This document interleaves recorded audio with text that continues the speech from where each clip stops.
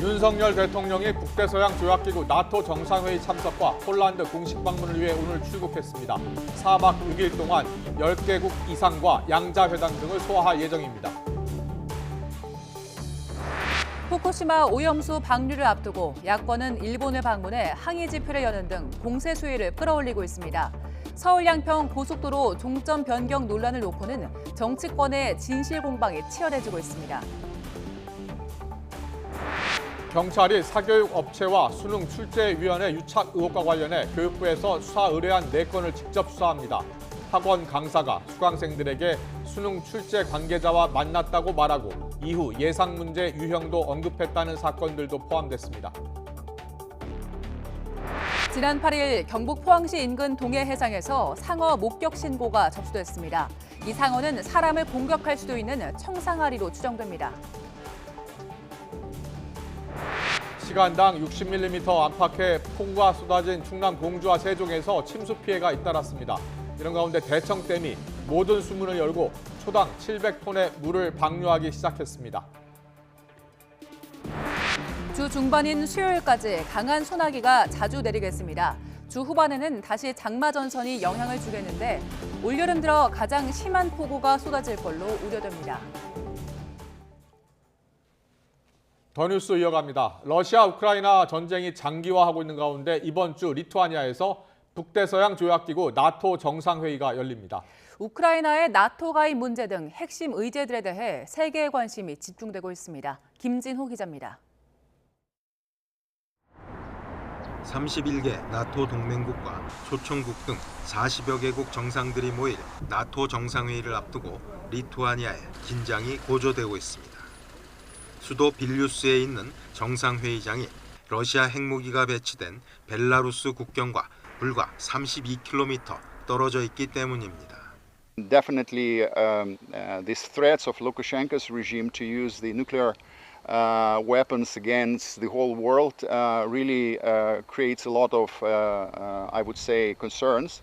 경호의 만전을 기하기 위해 16개 나토 동맹국은 1,000명의 병력을 파견해 삼엄한 경비에 나섰고 패트리어트 등 최첨단 방공 시스템도 설치했습니다. 정상들은 이번 회의에서 우크라이나의 나토 가입 문제 등을 주요 의제로 다룰 예정입니다. 우크라이나는 지난해 가을 러시아가 점령지 4곳을 병합한 직후 나토 신속 가입을 신청했지만 회원국들 간 이견이 적지 않습니다. 우크라이나 대통령은 직접 참석해 입장을 밝힐 계획입니다. And we would like to have all the decisions to be made during the summit. In this case, it's obvious that I'll be there.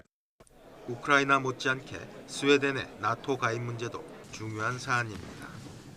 지난해 스웨덴은 핀란드와 함께 나토 가입을 신청했지만 튀르키예와 헝가리의 반대로 가입이 지연되고 있습니다. 중국이 새로운 안보 위협으로 부상하면서 나토와 아시아 태평양 국가들 간의 안보 협력도 중요한 의제로 떠올랐습니다. 한국, 일본, 호주, 뉴질랜드 등 아시아 태평양 파트너 4개국은 지난해 6월 마드리드 회의에 이어서 이번 나토 정상회의에도 공식 초청을 받았습니다. YTN 김진호입니다. 윤석열 대통령이 리투아니아에서 열리는 나토 정상회의 참석과 폴란드 공식 방문을 위해서 4박 6일 일정으로 출국했습니다. 윤 대통령은 이번 나토 회의 기간 북한 핵미사일 위협에 단합된 경고를 보내고 10개국 넘는 정상들과 양자회담을 진행합니다. 특히 일본 기시다 후미오 총리와 한일 회담에서는 오염수 문제가 논의될 것으로 보이는데 대통령실은 우리 국민의 건강과 안전을 최우선으로 한다는 정부 입장을 명백하게 밝히겠다고 강조했습니다. 윤 대통령은 이어 현지 시각으로 12일 저녁 폴란드 바르샤바로 이동해 안제이 두다 대통령과 정상회담을 통해 방산과 원전 분야 협력 강화에 나섭니다. 시간당 60mm 안팎의 폭우가 쏟아진 충남 공주와 세종에서 침수 등의 비 피해가 잇따랐습니다. 오늘 아침 6시쯤 충남 공주시 정안면에서 산사태로 축사에 토사가 밀려들었고 사곡면 굴다리를 지나던 차 한 대가 불어난 빗물에 침수했습니다. 공주시 의당면 골프장의 지하실이 물에 잠기는 등 충남에서만 7건의 피해 신고가 접수됐고 세종에선 아름동과 합강동 도로가 침수되고 연서면에서 토사가 유출돼 10건의 안전 조치가 보고됐습니다. 오늘까지 전국 곳곳에 돌풍과 벼락을 동반한 최고 100mm의 소낙성 강수가 내릴 걸로 보여 주의가 필요합니다. 기상청은 오늘까지 대기 불안정이 심화하면서 전국에 소낙성 강수 구름이 강하게 만들어지겠다며 경기 남부와 강원, 충청 이남에 최고 100mm 이상, 그 밖의 지방에도 20에서 80mm의 많은 비가 예상된다고 밝혔습니다. 내일부터는 북태평양 고기압이 확장하면서 장마전선이 내륙으로 북상해 전국에 장맛비를 뿌리겠고 중부지방은 주 후반 장마전선의 영향으로 강하고 많은 비가 집중될 전망입니다. 윤석열 대통령은 오늘 나토 정상회의 참석을 위한 순방길에 앞서 집중호우에 과도할 만큼 선제 대응해달라고 관계부처에 주문했습니다. 윤 대통령은 국무총리를 중심으로 관계부처가 지자체와 함께 인명피해 발생이 우려되는 위험 지역을 정비하고 노약자와 장애인 등에 대한 대피 계획을 점검해달라고 지시했습니다. 또 집중호우 발생 때는 작은 위험 요인이라도 감지될 경우 주민들을 신속하게 대피시키는 등 과도할 만큼 선제적으로 대응해달라고 밝혔습니다. 하반기에 집값이 지금보다 더 떨어질 것이라는 전망이 여전히 우세한 것으로 조사됐습니다. 부동산 플랫폼 직방이 앱 이용자 1,000명을 대상으로 하반기 주택시장 전망을 조사한 결과 응답자의 45.9%가 지금보다 집값이 하락할 것으로 답해 상승 전망 31.9%, 보합 22.2%보다 많았습니다. 집값이 더 내릴 것이라고 보는 이유에 대해선 가장 많은 응답자인 32.5%가 경기 침체 지속 때문이라고 답했습니다.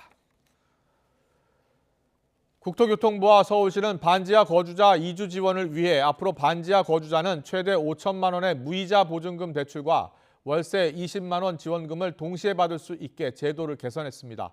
국토부는 반지하나 고시원 등에 사는 무주택 세입자가 지상층으로 이사할 때 최대 5천만 원까지 보증금을 무이자로 대출해주고 있고 서울시도 반지하 거주자가 지상층으로 이사하면 최대 2년 동안 월 20만 원의 월세를 지원합니다. 이처럼 두 제도를 동시에 이용할 수 있게 되면서 전세 1억 원 수준까지 지원이 확대됐습니다. 올해 상반기 국내에 판매된 승용차 5대 가운데 1대는 하이브리드 모델인 것으로 나타났습니다. 지난해와 비교해 증가율이 40%가 넘을 정도로 성장 속도가 빠릅니다. 반면 친환경 대세로 주목받던 전기차는 올해 소폭 상승하는 데 그쳤습니다. 이유가 뭔지 양일혁 기자가 알아봤습니다. 서울의 한 자동차 지점. 친환경 차량에 손님들이 얼마나 관심이 많은지 물어봤습니다. 요즘은 친환경 차에 관심들도 많으시고 그다음에 전기차에 관심이 많으신데 거의 과반수 정도는 하이브리드에 일단 관심을 보이시고요. 실제 올해 상반기 승용차의 신차 등록 대수를 보면 5명 가운데 1명 가까이 하이브리드를 선택했습니다. 휘발유에 이어 두 번째로 많이 소비자의 선택을 받은 겁니다. 성장세도 가파릅니다. 올해 상반기 하이브리드 신차 등록 대수는 지난해 상반기보다 42.9% 껑충 뛰며 연료별 가운데 가장 높은 수치를 기록했습니다. 반면 친환경 대세로 주목받는 전기차는 폭발적인 성장세를 보이다가 올해는 어째서인지 주춤했습니다. 전기차는 화석연료보다 연료비가 저렴하지만 충전소 같은 기반 시설이 아직 덜 갖춰졌습니다. 게다가 한번 불이 나면 꺼지기 어려운 특징도 있습니다. 편의성과 안전을 따졌을 때 같은 친환경 차량이면 전기차 대신 하이브리드를 선택하는 겁니다. 전기자동차로 가기에는 여전히 충전에 대한 두려움과 주행거리에 대한 불편함이 남아있어서 보다 안정적인 선택을 한 것이 바로 고효율의 휘발유 하이브리드로 모아진 것 같습니다.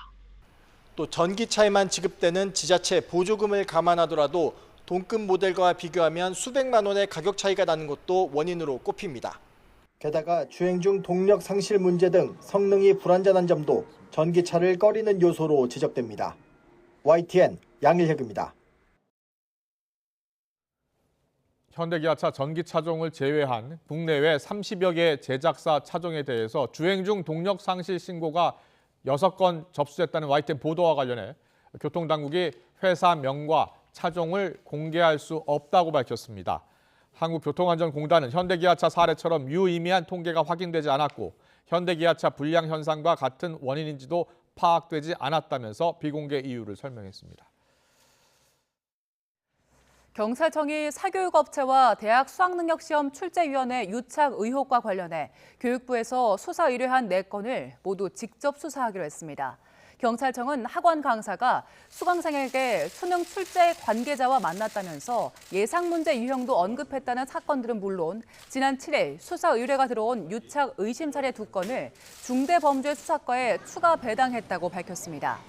앞서 교육부는 대형 입시학원 강사가 수능이나 모의평가 출제위원을 지냈던 현직 교사를 조직적으로 관리하며 이들에게 사들인 문항으로 교재를 만든 걸로 의심된다며 수사를 의뢰했습니다. 포항해양경찰서는 지난 8일 경북 포항시 구만항 북서쪽 3.7km 해상에서 상어를 목격했다는 신고를 접수했습니다.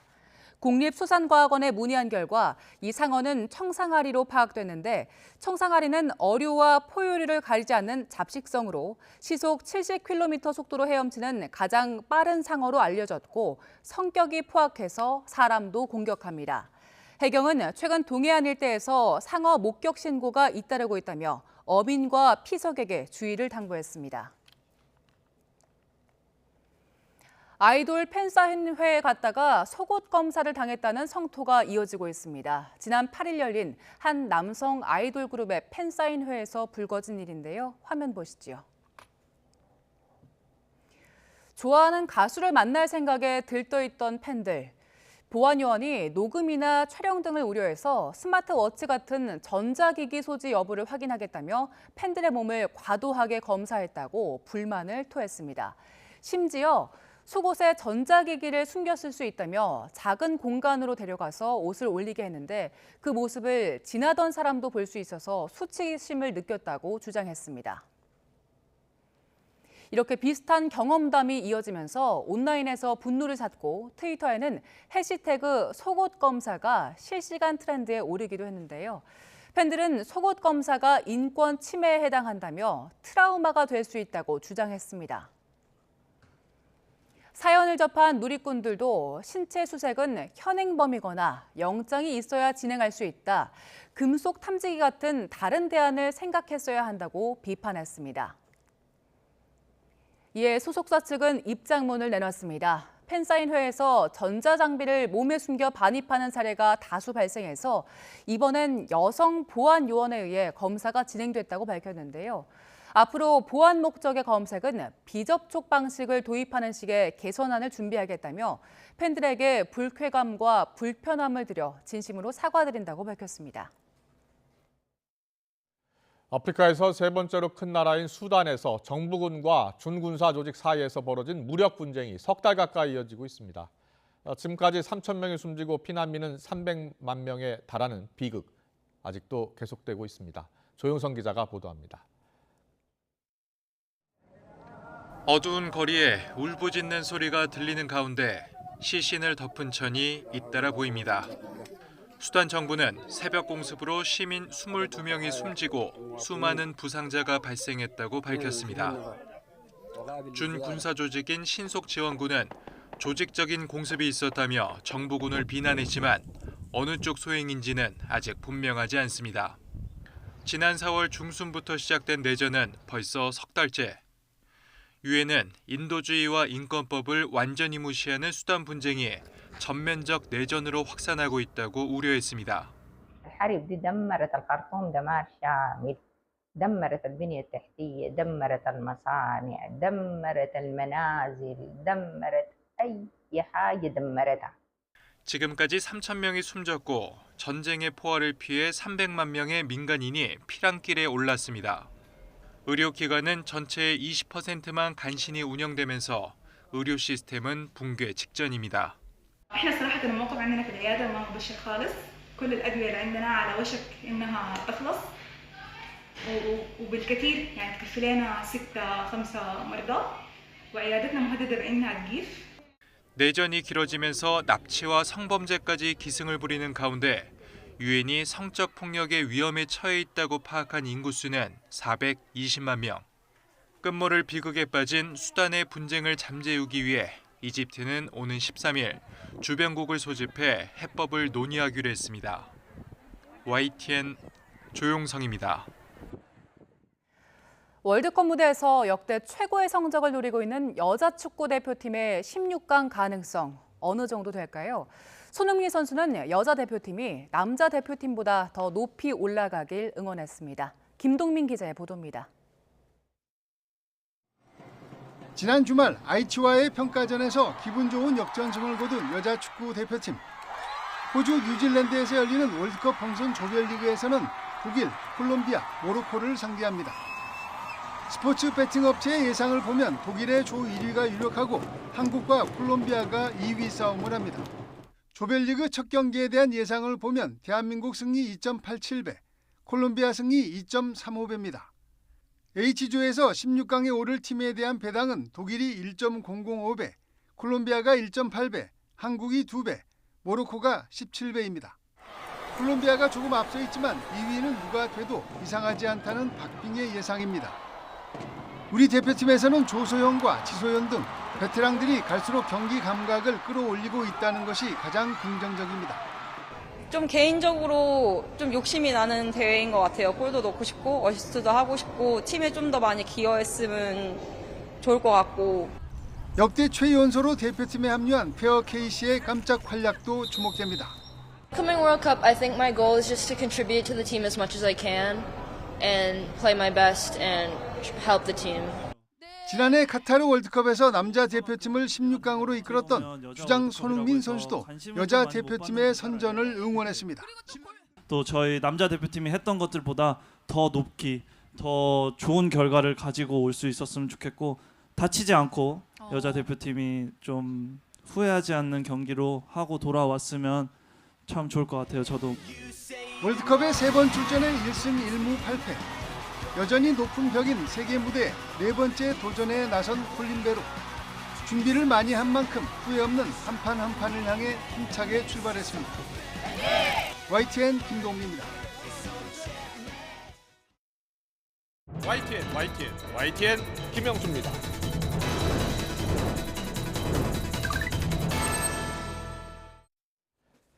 여야 정치권은 오늘도 서울 양평 고속도로 종점 변경 특혜 의혹을 놓고서 공방을 이어갔습니다.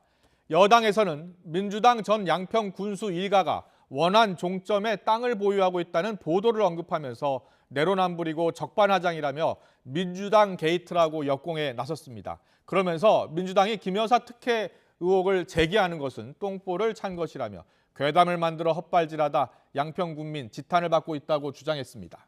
반면 야당에서는 종점 변경 시도 의혹은 이른바 김건희 로드를 위한 것으로 진상규명을 위한 국정조사, 특검 추진, 원희룡 국토부 장관 사퇴를 요구했습니다. 그러면서 이번 사건은 대통령 친인척이 연루된 권력형 비리 의혹의 전형이라며 그야말로 국정농단이라고 비판했습니다. 전날 있었던 민주당과 그로시 IAEA 사무총장 면담에 대해서도 공방이 이어졌는데요. 여당에서는 민주당이 그로시 총장의 시종일관 상식 밖의 태도를 보였다면서 국제적 망신이라고 비판한 반면 야당에서는 그로시 총장이 북핵 문제를 더 걱정해야 한다고 언급한 것에 대해서 과학적 진정성은 없고 정치적 오만만 가득한 납득할 수 없는 발언이었다고 목소리를 높였습니다. 오늘 더 정치는 여야 대표의 발언 듣고 시작하겠습니다.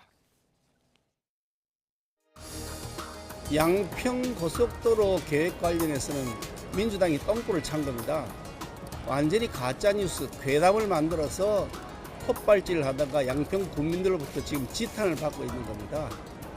지금 해야 할 일은 민주당이 즉각적인 사과를 하고 다시는 이런 가짜뉴스와 괴담을 통해서 주민들에게 피해를 끼치지 않겠다는 약속을 하는 것이 선행해야 할 과제입니다. 그야말로 국정농단입니다.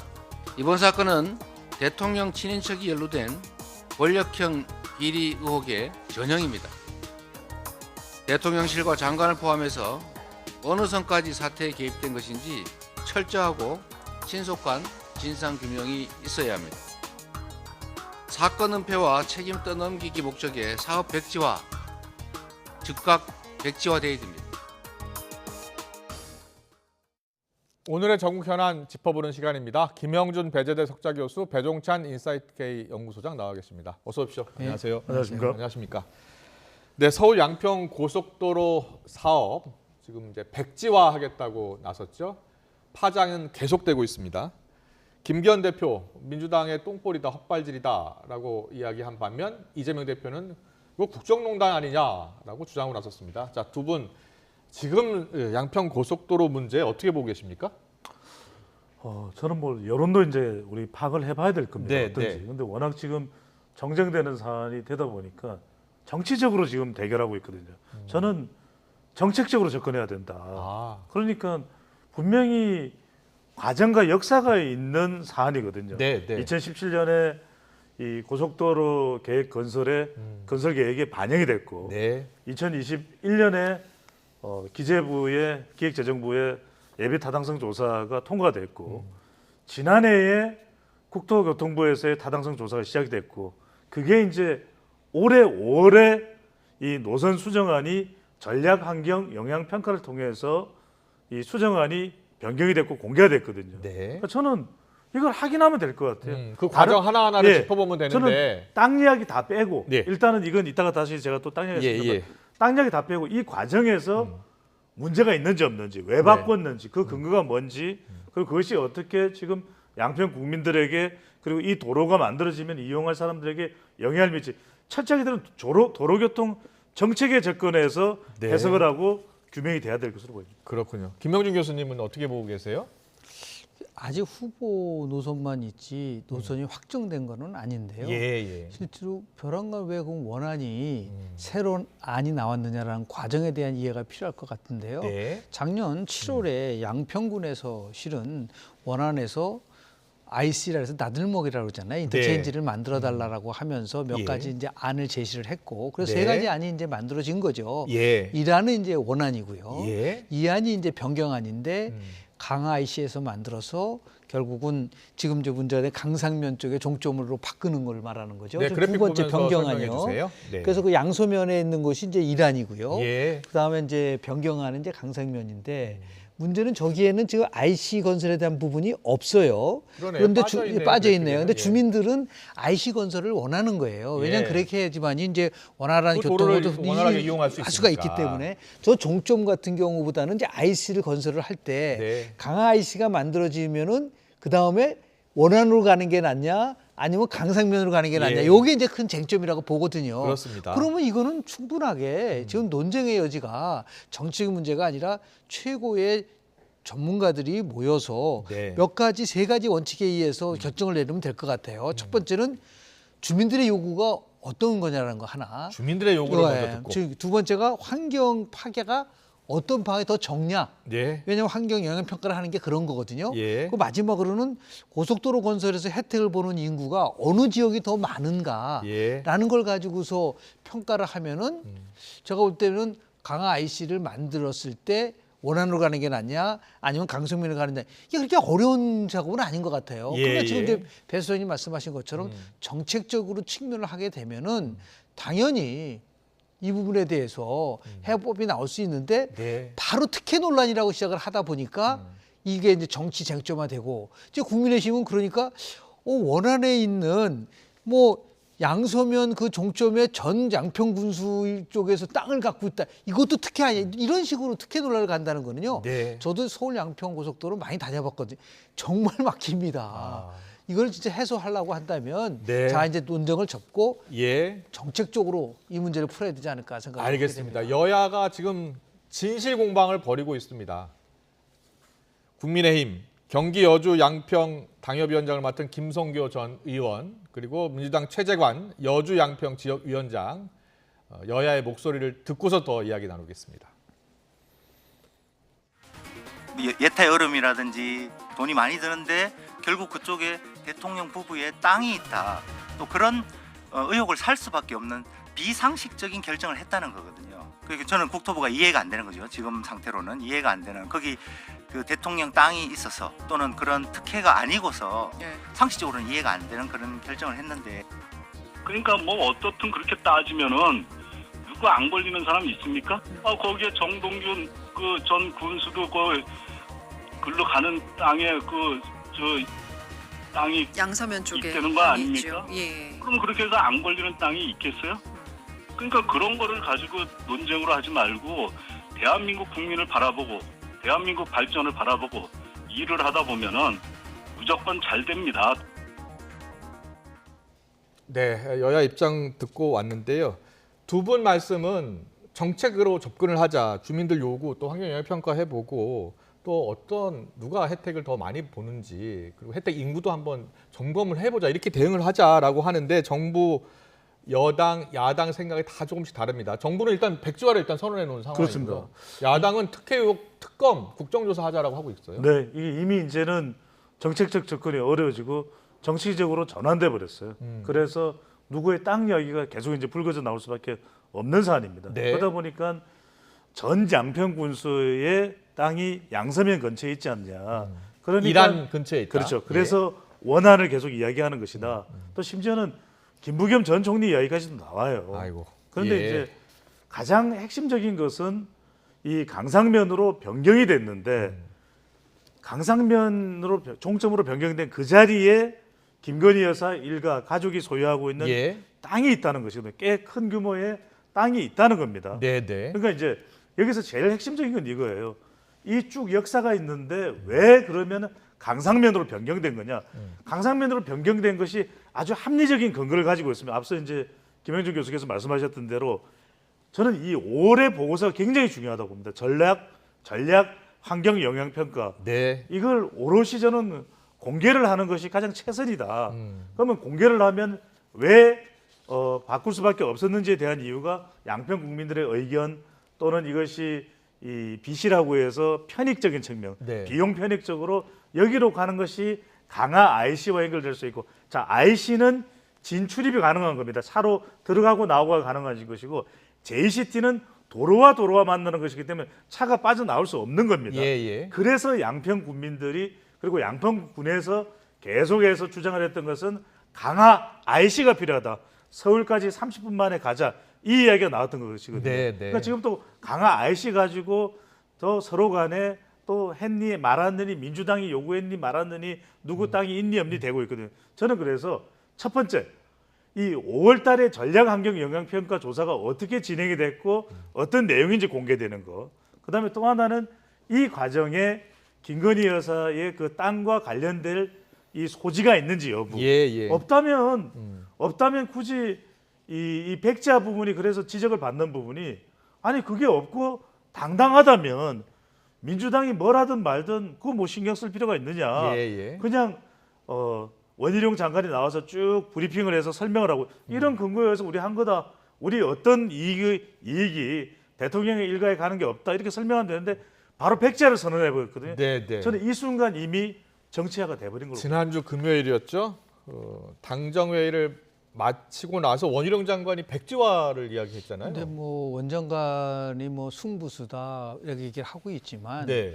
그렇게 하지 않을 경우에 지금 구상하고 있는 서울 양평 고속도로는요 절대로 진천이 될 수가 없습니다. 그러니까 바로 쟁점화됐기 때문에 네. 그래서 원래 이제 우리가 보통 보면 이 중요한 고속도로를 만들기 위해서는 나름대로 몇 가지 원칙을 가지고 접근을 하면 돼요. 네. 이런 말까지 했잖아요. 그럼 다음 정권 때 하세요라고까지 나왔잖아요. 그러면 이 정권까지는 안 한다고 하면 그 피해는 서울 양평 주민만이 아니라 수도권 주민을 보는데 이렇게 하면 저는 됩니다. 일단 여야가 만나서 양자 합의를 하는 겁니다. 예를 들어서 민주당은 특혜 의혹과 관련된 거 중지. 네. 그리고 더 나가서 어떠한 결과가 나오더라도 그 혜택 받아들인다라고 하는 그리고 전문가 구성하고요. 예. 그리고 더 나가서 환경평가하고 2단계, 3단계는 그 안이 나오면은 주민 의견을 수렴을 해서 마지막 단계 그게 원안이 될지 아니면 변경안이 될지 그건 지금 아무도 모르는 상태다 이거죠. 네. 그거를 만약에 양쪽이 다 수용을 한다고 한다면 이 문제는 쉽게 해결될 거라고 보는데요. 예. 그거 안 받겠다, 계속해서 특혜다라고 얘기하면 그건 누군가는 분명하게 정치적인 목적을 가지고 이 부분을 정치화하려고 하는 부분들이 있기 때문에 요 세 가지만 딱 합의를 본다고 한다면 이 문제는 저는 쉽게 해결될 수 있을 거라고 저는 보지 않나 생각을 좀 합니다. 알겠습니다. 그런데 지난 어제였었죠. 어제 일부 언론에서 이제 보도가 나온 게 원안 종점에 봤더니 정동균 이 전 양평 군수 일가의 땅이 제1안 그 근처 종점 근처에 있더라라고 주장을 하고 나서서 이제 국민의힘에서는 저 양평고속도로 알고 보니 민주당 게이트 아니냐라고 또 주장하고 있고, 정동균 전 군수는 원안 종점에서 산 넘어 있는 땅이다. 그리고 오래전부터 집안에서 갖고 있었던 땅이다. 이렇게 또 주장하고 있거든요. 그래서 이쪽에서는 야당에서는 김건희 여사 일가 쪽 특혜, 그 김건희 로드 아니냐라고 주장하고 있고, 또 이제 여당에서는 저 민주당 게이트다라고 또 주장하고 있어요. 네. 이런 주장들 어떻게 보세요? 저는 이렇게 될 걸로 예상을 했어요. 예. 그래서 김부겸 전 총리까지 거론되고 있잖아요. 김부겸 전 총리의 집은 양평에 집을 지었거든요. 근데 네. 이게 강화면에 근처에 있다고 합니다. 그러니까 이제 강화 IC하고 비슷하니까 이런 것까지 다 고려됐지 않겠냐. 네. 그러니까 지금 핵심은 뭐냐면 땅 이야기 시작하면 저는 답은 안 나올 걸로 봅니다. 그러니까 이제 지금 국민의힘의 대응 방식이 김건희 여사 땅을 이제 물고 들어가는 상황이 되다 보니까 그러면 우리도 할 이야기 많다. 정동균 전 양평군수의 땅이 양서면에 있지 않냐. 김부겸 전 총리. 그러면 그렇게 생각하면 양평군에 있는 종중 땅을 다 뒤져야 돼요.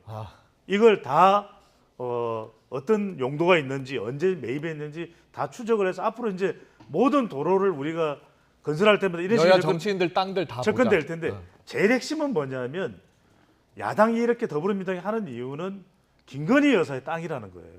대통령과 관계됐기 때문에 이거는 상당히 의혹스럽다 이런 이야기거든요. 그래서 제가 거듭 말씀드리지만 이렇게 해서는 절대 해결이 안 됩니다. 그리고 우리가 또 여기 이 더 뉴스 시간에 방법을 김영준 교수님하고 저하고 제시한다고 해서 이거 받아들일지 모르겠어요. 근데 첫 번째는 저는 뭐냐면 이걸 백지화해버리면 양평 국민들에게 엄청나게 피해가 가는 것이고, 특히 이제 이게 수십 년 동안 이야기가 되어왔던 겁니다. 두물머리가 밀려도 너무 밀려요. 세물머리, 네물머리 돼야 된다는 이야기를 할 정도로 도로가 더 넓혀져야 된다는데, 그러면 저는 원희룡 장관도 다 저는 좀 워워워 해야 된다고 봅니다. 그래서 일단은 이걸 우리가 어떻게든 도로를 건설해야 된다. 그래서 하남의 감일천 IC부터 출발하는 것이 노선이 양서면으로 가든 중부 내륙 고속도로랑 강상면으로 가든 만날 수가 있거든요. 그렇다면 출발을 하고, 두 번째는 진상규명해야 됩니다. 안 할 수가 없어요.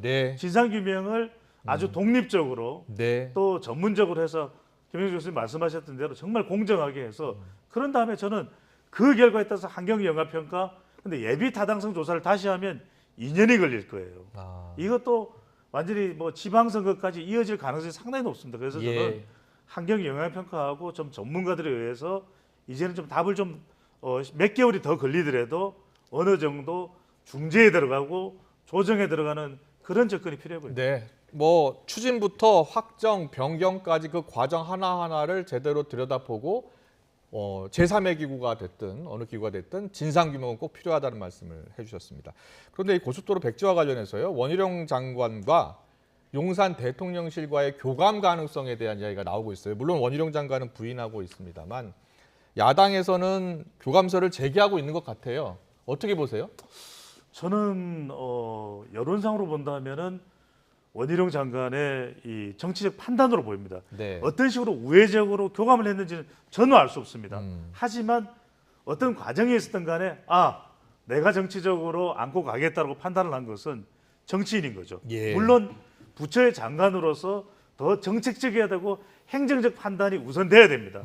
하지만 정치적으로 갔다는 것은 더불어민주당과의 지금 맞대결 양상이 있기 때문에 그렇게 이제 간 것이고, 그만큼 이게 어떻게 전개되느냐에 따라서 원희룡 장관은 이게 득이 되든 실이 되든 본인은 이제 앞으로 자기 정치 운명에서 오롯이 안고 가야 되는 거죠. 김영준 교수님은 그 원희룡 장관의 결정이 윤석열 대통령 모르게 혼자 판단으로 결정했다 이렇게 보세요? 저는 두 가지 목적 때문에 했다고 봐요. 오히려 이 서울 양평 고속도로를 추진하기 위해서 그렇게 한 거죠. 백지화라고 하는 거를 강수를 두면은 어차피 이 부분에 대해서 하지 않으면 진행이 될 수가 없어요. 김건희 로드가 만들어질 수 있을까요? 저는 불가능하다고 봅니다. 지금 자꾸만 원안이라고 얘기를 하고 있지만 네. 많은 주민들은 강화 IC를 포함해서 뭔가 이 노선 변경을 누가 처음에 주도를 했죠? 그 주도한 세력들이 그래도 과거에 민주당 네. 소속에 있는 분이 중심이 돼서 했다고 한다면 이거는 김건희 여사와 관련된 부분이 아닐 수도 있음에도 불구하고 정치 쟁점화되면 단언컨대 이거는 중단되는 겁니다. 지금 노선 변경과 관련해서는 IC 설치는 민주당 그 전 군수인가요? 추진을 했었다고 하는데 종점 변경 관련해서는 국토부 추진이다 이렇게 지금 보고 있는 거죠. 그런데 그렇죠. 그 IC 변경이랑 IC가 만들어졌을 때 그 IC가 만들어지고 다시 원안으로 갔을 때는 이게 여러 가지 이제 평가를 하겠지만 L자로 해서 한참 위에 올라가는 것이고 강신변으로 가면 그냥 그대로 쭉 가게 되는 건데 어떤 게 교통에 대한 관련돼서 좋은 방안이에 대한 얘기는 얼마든지 할 수 있는 부분이 있는 거죠. 그래서 지금 얘기하는 오히려 이 서울 양평 고속도로를 현 정부 내에 추진하기 위해서라도 특혜 의혹과 관련돼서는 분명히 깔끔하게 이건 전달해야 된다고 보는 거 아니겠는가. 네, 두 분 다 이 특혜 의혹 관련해서는 깔끔한 정리가 필요하다라는 말씀을 하고 계시는 것 같습니다. 자, 그렇다면 지금 상황이 윤석열 대통령 지지율에는 어떤 영향을 미치고 있는지 보겠습니다. 리얼미터 조사하고 한국갤럽 여론조사를 볼 텐데요. 자, 먼저 한국갤럽 여론조사부터 볼까요? 네.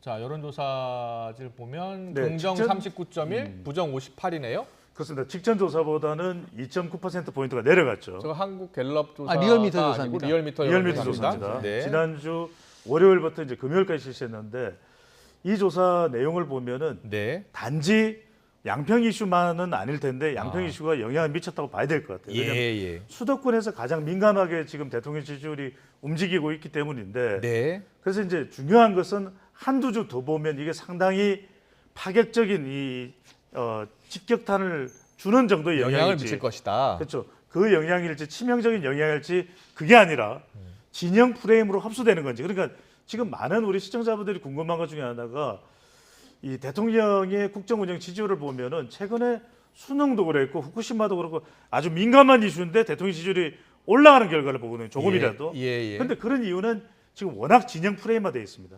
그래서 이전과는 다르게 역대 대통령과는 다르게 웬만한 이슈에는 대통령의 지지율이 구조적으로 잘 안 움직여요. 프레임화되어 있어. 그런데 양평 이슈가 다른 이슈하고 수능과 후쿠시마하고 차이가 있는 건 뭐냐면 땅 문제입니다. 그리고 이게 이제 이 하남에서 출발해서 광주, 경기도 광주죠. 지나서 양평의 양서냐 강상면이 양서 강상면이 빅데이터로 보면 이렇게까지 유명해진 적이 없어요. 자, 갤럽 여론조사도 볼까요?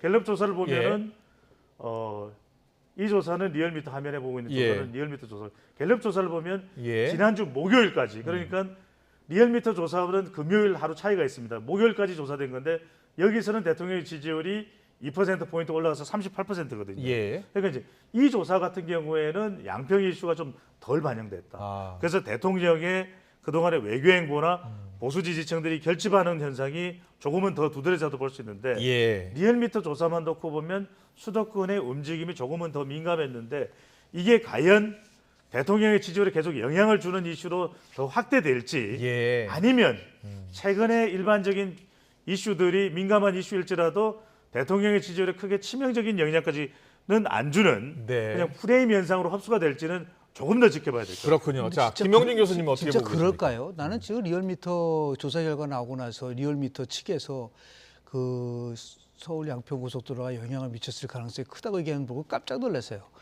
이게 7월 3일서부터 7월 7일까지 리얼미터가 조사를 했는데요. 양평 문제가 7월 6일 날 발표가 나왔고 백지화가 7월 됐으니까요. 그럼 이틀 사이에 반영이 됐을까라는 제가 의문을 갖게 되는데 실제로 한번 그 리얼미터 있는 분들 한번 분석해 보세요. 가장 많이 떨어진 게 리얼미터 조사에서 대통령 국정운영이 가장 많이 떨어진 계층이 어딜까요? 그런 식으로 따지면 진보 계층이라든지 민주당 지지 계층에서 많이 떨어져야 되잖아요. 보수 계층에서 6.9%포인트 떨어졌어요. 그리고 60대에서 6.9%포인트 떨어졌습니다. PK 지역에서 5.2%포인트 떨어졌어요. 2.9%포인트 떨어졌는데 왜 그러면 보수에서 6.5, 60대에서 6.9%가 떨어졌는가? 이게 서울 양평 문제 때문에 생긴 걸까? 아니라고 보거든요. 예, 뭔가 예. 다른 문제가 있을 것이다. 그래서 리얼미터 조사하고 한국갤럽 조사에서는 다르다는 게 네. 이런 부분에 대한 부분들이 있거든요. 예, 예. 정말 그런 해석을 하려면 서울 양평 고속도로와 관련된 거를 물어본 다음에 그것 때문에 내가 대통령의 지지를 바꿨느냐라는 그런 조사를 한 다음에 예. 이 조사 결과를 얘기를 해야지 그런 거 전혀 없이 조사 결과만 보고 7월 6일 날 이 문제가 나왔으니까 영향을 미쳤을 거예요. 이건 아마추어죠. 네, 그렇게 이 어떻게 말씀에는 좀 공감을 합니다. 그러니까 참 조심스러워야 될 것 같아요. 예. 이걸 그냥 막연히 저도 이제 응답자 특성이나 통계표를 더 들여다봐야 됩니다. 그래서 제가 말씀드렸던 그렇군요. 것이 예. 이게 정말 양평에 의한 대통령 지지율의 반영인지는 한두 주를 더 좀 지켜봐야 될 걸로 보입니다. 알겠습니다. 뭐 두 분 다 여론조사 또 전문가분들인데 하나는 좀 더 지켜봐야 된다는 리얼미터 말씀이시고요. 조사에 예. 주문하고 싶은 거는 응답률을 좀 높이라는 거예요. 예. 이번 주에 응답률이 몇 %인지 아십니까? 3.1%예요. 지난주 3.0%입니다. 예. 100명 해가지고 3명만 만약에 30명 잡아가지고 조사를 하면 그걸 그래서 신뢰성을 좀 끌기 위해서 네. 힘이 들지만은 응답률을 좀 최대한대로 좀 최소한도 10% 20%까지 끌어올려야지만이 예. 왜냐하면 이렇게 나오니까 해석하기가 너무 힘들어요. 예. 조사 결과를 해석하기가 너무 힘들기 때문에 그런 면에서 각별히 좀 신경을 좀 써줬으면 좋겠다라는 말씀 좀 드립니다. 네, 알겠습니다. 여론조사까지 짚어봤고요. 여야 공방 이슈 사안 더 있죠. 후쿠시마 오염수 방류 이제 임박했다는 관측 속에 여야 정쟁 오늘도 뜨겁습니다. 여야 원내대표 목소리 듣고 오겠습니다. 우려했던 대로 야권의 태도는 시종일관 상식밖이었습니다. 그로시 사무총장은 우리나라를 방문하는 내내 고호음 등의 구호를 외치는 과격하고 무례한 시위를 마주쳐야 했습니다. 무례한 억지 주장이 계속 이어가자 한숨을 내뱉었습니다. 깊은 한숨 소리가 대한민국 국격에 금이 가는 소리로 들렸습니다. 국내 언론과 인터뷰에서 그로시 사무총장은 국제사회가 우려해야 하는 것은 후쿠시마가 아니라 북핵이다. 이런 정치적 발언을 서슴지 않았습니다. 우리 국민의 인식 수준을 폄하한 대단히 부적절한 말입니다. 과학적 진정성은 없고 정치적 오만만 가득한 정말로 도저히 납득할 수 없는 발언이었습니다. 네, IAEA 사무총장과 민주당 간의 이 면담 어제 있었어요. 네. 뭔가 좀 성과가 있을 수도 있다라고 생각을 했었는데 전혀 양측 주장이 워낙 팽팽하게 맞섰던 것 같습니다. 어제 만남 어떻게 보셨어요? 예고된 일이라고 저는 봐요. 예. 왜냐하면 민주당이 실은 이제 이게 편향된 보고서라고 하면은 근거가 뭐죠? 저 그거 듣고 싶었어요. 어떤 이유 때문에 이게 편향됐다는 얘기는 하질 않고 이건 무조건 일본에 유리하게 나온 거다 얘기를 하니까 아마 2년간 11개 국가가 네. 참여를 했겠고 4개 국가에 대한 시료까지도 보냈었습니다. 예. 더 나가서 좀 IAEA는 그렇지 않습니까? 만약에 방류를 하더라도 이 방류 모니터링을 위해서 수십 년간 후쿠시마에 상주하겠다까지 얘기를 했단 말이에요. 예. 그렇다고 한다면 저는 다른 거 다 없이 우리 이렇게 민주당한테 좀 주문하고 싶은 거는 과거에 그 문재인 정부 때 이 방류와 관련돼서는 어떤 그 입장이었었죠? 그거 다 최소한도 한 번이라도 체크했어야 된다. 예. 뭐라고 얘기했냐면 2020년 강경화 외교부 장관이 일본의 주권적 영토 내에서 이루어지는 상황이라고 얘기했어요. 자, 정의연 외교부 장관이 뭐라고 했냐면 IAEA 기준에 맞는 적합적 절차에 따라서 된다면 굳이 반대할 거 없다. 네. 이거 얘기한 거예요. 진짜는 정부 때. 예. 그럼 최소한도 민주당은 지금 얘기하는 정의연 장관하고 강경화 장관 만난 적이 있나요? 왜 그때 그런 발언을 했는지 그 맥락을 좀 얘기해달라. 예. 한 번도 안 만나잖아요. 그러면서 무조건 이거는 잘못된 거로 얘기를 한다고 한다면 국제기구, 1957년도에 만들어진 국제기구입니다. 그 국제기구에서 얘기하는 거를 무조건 폄하하고 아니다라고 얘기했을 때 과연 이거를 과연 국제사회에서 그럼 더 추가로 얘기하면은 가장 먼저 닿는 캘리포니아, 미국, 캘리포니아, 캐나다, 호주, 그리고 뉴질랜드는 왜 이 부분에 대해서 문제 제기를 안 하죠? 아예 결과 보고서 뭐라고 얘기했어요, 거기서는. 그거는 충분히 적합한 기준에 맞는다고 한다면 존중한다고 그랬잖아요. 근데 왜 우리는 존중을 안 한다는 거죠? 안 하려면 거기에 맞는 합당한 근거를 제시해야 될 거잖아요. 네. 과학적 진정성이 없다 그러는데 그럼 민주당은 과학적 진정성이 있나요? 난 이제 박홍원 원내대표 때 묻고 싶어요. 그로시 발언이 과학적 진정성이 없다 그러면 민주당의 발언은 과학적 진정성이 있는가? 이건 참 제가 볼 때는 충분하게 나름대로 과학을 가지고 해결할 수 있는 문제가 너무 정치 쟁점화됐다는 의미에서 예. 좀 아쉬운 분도 많고 우려되는 부분도 많다고 저는 민주당에서는 다양한 이야기를 어제 했어요. 일단 최종 보고서가 부실하다라는 근거 중에 하나가 다액종 제거 설비 제대로 검증을 하지 않았다. 그리고 일본 맞춤형 조사가 아니었느냐. 물론 전체적인 IAEA의 보고서 내용은 존중한다는 표현도 들어가 있긴 했습니다. 네. 그리고 또 하나 있었던 거는 다른 방법은 없었냐 또 이런 주장도 했었고요. 자, 어떻게 보셨어요?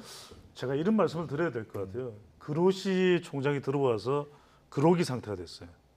그건 왜냐하면은 본인은 보고서 내에서 최대한 설명을 하면 되고 또 한편으로는 어떤 좀 공격적인 질문이 나오면 방어하면 되는 것이죠.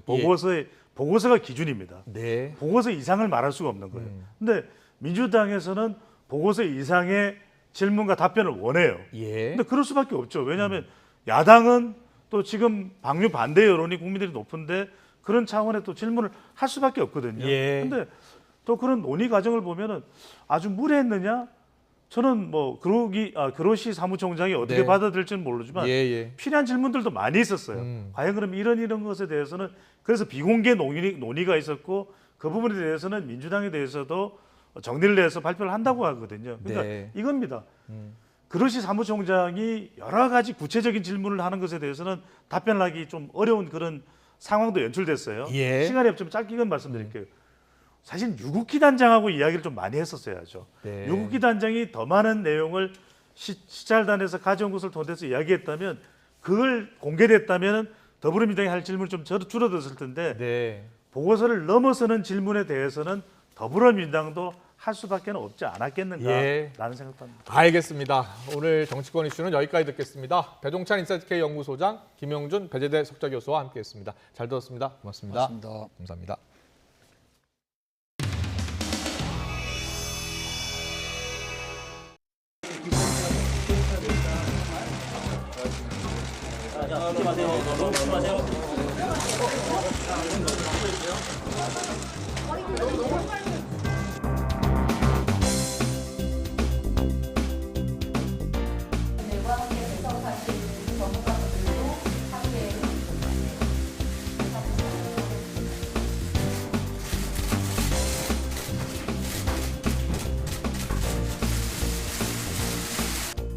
We understood and we understand that preoccupations and concerns remain. The IAEA will be there permanently for years and decades to come. 오늘로 14일째 단식을 하고 계십니다. 그로시 사무총장께서 어제 한 언론사 인터뷰를 통해 핵오염수를 마실 수도 있고 수용도 할 수 있다고 말씀하신 걸 보고 굉장히 우려스럽습니다. 대한민국 국민들은 굳이 오염수를 마실 생각도 없고 오염수에서 수영할 생각도 없다는 점을 말씀드립니다. 오염수에서 수영할 생각도 없다는 점을 말씀드립니다.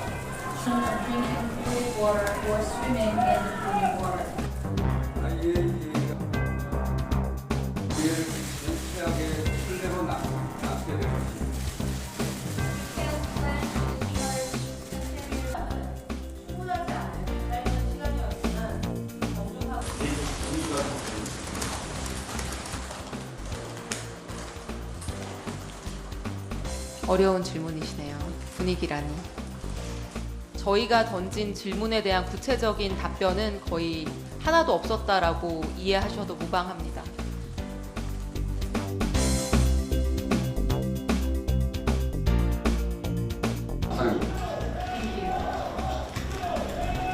네, 구원식 고모님들의 협조를 부탁드리겠습니다.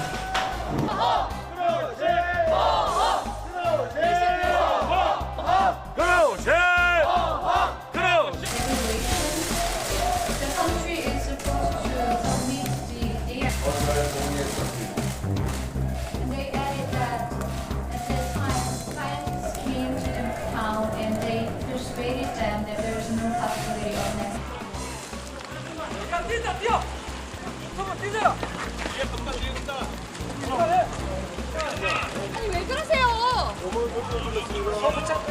그로시 고홈, 그로시는 한국을 떠나라. 한국을 찾은 외교사절에 대한 물의 극을 보여주고 있는 후쿠시마 선동. 대한민국의 국격을 어디까지 떨어뜨리려는 것입니까?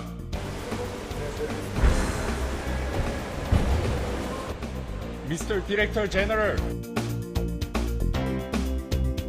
are you satisfied with this visit?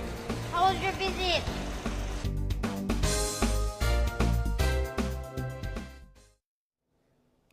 전국적으로 구름이 많이 끼어 있습니다. 지금은 소나기가 내리는 지역이 없지만 오늘 밤까지 곳곳에서 시간당 20에서 30mm의 소낙성 비가 쏟아지겠습니다. 내일도 역시 대체로 흐린 가운데 전국에 돌풍과 벼락, 우박을 동반한 소낙성 비가 오겠고 시간당 30에서 60mm로 매우 강하게 쏟아지면서 중부 내륙에는 100mm 이상, 호남과 경북 북부에도 최고 80mm의 많은 비가 내리겠습니다. 최근 많은 비가 내리면서 지반이 무척 약해져 있습니다. 이에 따라 비의 양이 많지 않더라도 피해가 발생할 가능성이 있는 만큼 대비 더욱 철저히 해주시기 바랍니다. 내일도 경기 남부와 충청 이남에 폭염주의보가 내려진 가운데 무더위가 계속되겠습니다. 우선 서울 아침 기온이 24도, 강릉 26도, 광주 25도, 대구 25도로 밤사이 열대야가 나타나거나 열대야 수준을 보이는 곳이 많겠고 한낮에는 서울 기온이 28도, 강릉 32도, 포항 32도까지 오르는 등 특히 동쪽 지방을 중심으로 기온이 더 크게 오르겠습니다. 날씨 정보였습니다. 이슈를 더 쉽게 전해드리는 더 뉴스, 내일은 더 준비하겠습니다. 잠시 뒤에는 뉴스큐가 방송됩니다. 시청해주신 여러분 고맙습니다.